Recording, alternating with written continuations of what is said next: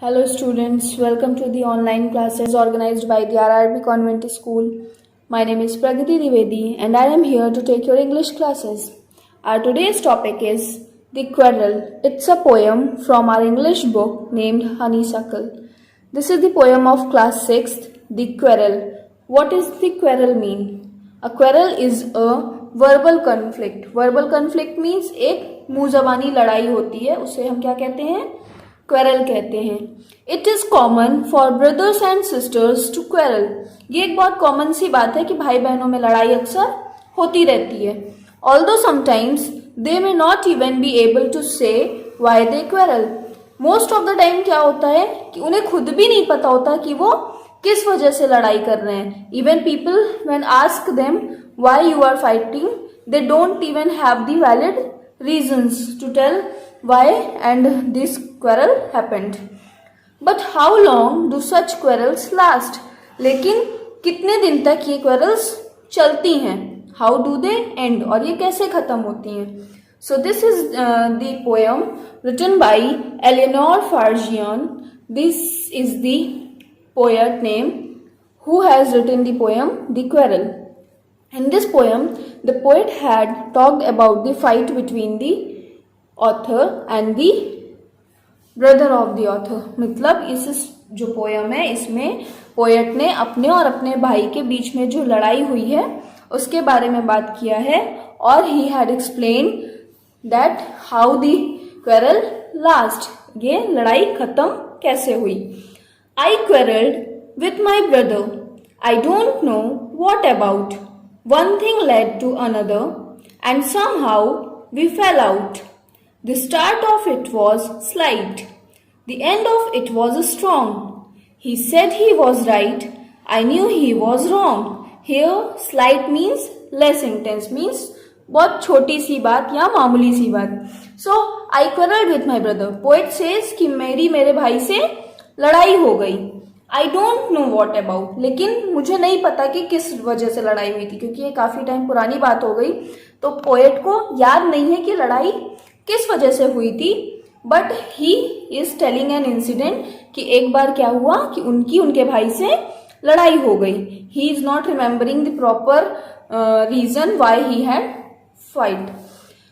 One thing led to another and somehow we fell out. एक के बाद एक चीजों पे मतलब लड़ाई एक छोटी सी बात पे स्टार्ट हुई और फिर वो एक के बाद एक हर चीजों पे होने लगी. And somehow we fell out. और इसी तरह हम एक बड़ी लड़ाई में पड़ गए. मतलब कि छोटी छोटी बातों से एक छोटी सी बात से एक अननेसेसरी की बात से लड़ाई स्टार्ट हुई और वो हर चीज के साथ राउंड अप होती गई. The start of it was slight. जो लड़ाई की शुरुआत थी वो बहुत ही ज्यादा स्लाइट थी. स्लाइट मीन्स लेस इंटेंस, मतलब कि मामूली सी थी, कोई ऐसी बड़ी बात नहीं थी. और जो लड़ाई थी वो भी बहुत मामूली सी थी, सिर्फ मुंह से ही मैं गलत तुम सही मैं गलत ऐसी लड़ाई हो रही थी यूजली जैसे भाई बहनों में होती है. The end of it was strong. लेकिन जो लड़ाई का अंत था वो बहुत ही ज्यादा ताकतवर था, मतलब बहुत ही ज्यादा गंदा था. बहुत लड़ाई छोटी सी बात से लड़ाई स्टार्ट हुई और वो बहुत बड़ा रूप ले ली थी. He said he was right. I knew he was wrong. Then the poet says that मेरा जो भाई है वो कहता है कि वो सही था. I knew he was wrong. लेकिन मुझे पता था कि वो गलत है. We hated one another. The afternoon turn black. Then suddenly my brother thumped me on the back and said, "Oh, come along. We can't go on all night." I was in the wrong, so he was in the right. Here, thumped means to hit someone and make a loud sound. Thump means क्या होता है? किसी को पीठ पे मारना या थपथपाना जिससे कोई साउंड प्रोड्यूस हो. वी हेटेड वन अनदर, मतलब पोएट्स कहते हैं कि हम मेरे और मेरे भाई के बीच में इतनी ज्यादा लड़ाई हो गई थी कि हम एक दूसरे से नफरत करने लगे थे. Even we don't want to see each other. हम एक दूसरे को देखना तक नहीं चाहते थे. The afternoon turn black. और जो पूरे दिन थी, पूरा दोपहर था, वो दिन क्या हो गया? टर्न ब्लैक मीन्स बहुत गंदा हो गया, बहुत गंदा टाइम स्पेंड हो रहा था क्योंकि ब्रदर ही जो था उनका उसी के साथ वो खेलते थे और पूरा टाइम स्पेंड करते थे. अब जब उसी से लड़ाई हो गई तो क्या होता है, पूरा चीजें मतलब रूड रूड दिख रही है, गंदा लग रहा है. So he says that the afternoon turn black. जो टाइम पास हो रहा था वो बहुत ही ज्यादा गंदा हो गया था. He is not liking anything. Then suddenly my brother thumped me on the back. The poet says कि फिर अचानक से क्या होता है कि उनका भाई आता है और वो उनके पीठ पे थपथपा के या उन्हें बुलाते हुए कहता है एंड सेड, और क्या कहता है, ओह कम अलोंग, चलो मेरे साथ आओ. We can't go on all night. हम पूरी रात ऐसे नहीं जा सकते. ठीक है, लड़ाई हुई, चलो इसे खत्म करते हैं, हम कितनी लंबा इसको खींचेंगे. I was in the wrong so he was in the right. मैं गलत था इसलिए वो सही था. द पोएट सेज कि चाहे मैं गलत हूं या वो सही हो, मैं गलत, but in the end we have ended our fight and we are together. So in this whole poem the poet has described how their fight, कैसे उनकी और उनके भाई की लड़ाई शुरू होती है एक छोटी सी बात को लेके. छोटी सी मतलब बेबुनियाद बात, जिस बात का कोई नेसेसिटी भी नहीं है. जैसे आपकी भी आपके भाई बहन से लड़ाई होती होगी तो छोटी छोटी बातों पे, उसने मेरा पेन ले लिया, उसने मेरी ड्रेस पहन ली, तो वो घूमने गया, उसे मम्मी ने ज्यादा प्यार किया, ऐसी छोटी छोटी बातों पे आपकी भी आपके सिबलिंग्स मीन्स भाई बहन से लड़ाई होती रहती है. तो एज इट इज पोएट और उनके भाई की भी लड़ाई हो जाती है.